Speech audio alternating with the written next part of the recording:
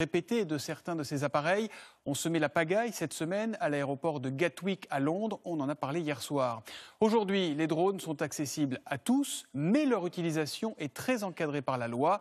Pas question de faire n'importe quoi. Le drone mode d'emploi, Olivier Feunier, Angélique Etienne et Julie Roth. Demain soir, il sera sans doute présent au pied de nombreux sapins. Mais le drone n'est pas un jouet comme les autres. Ses clients savent qu'il y a des règles et des précautions à prendre.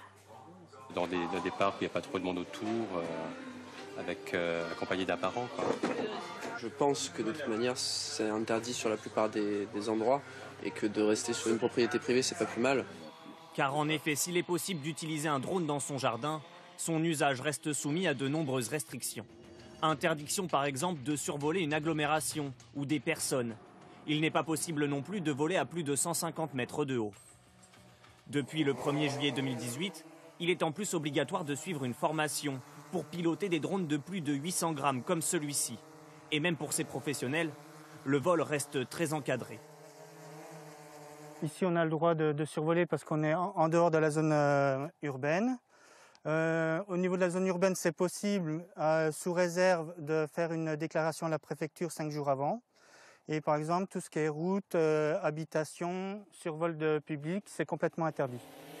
Une législation stricte, mais justifiée selon lui. En fait, il faut savoir que le drone est un outil dangereux, c'est pas un jouet.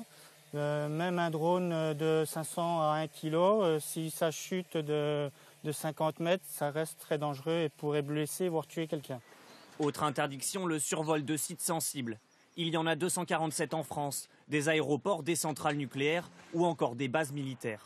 La sanction pour le pilote peut aller jusqu'à 75 000 € d'amende et 1 an de prison ferme. En 2017, 446 vols de drones ont été signalés comme enfreignant la législation, un chiffre qui a progressé de 60% en 1 an.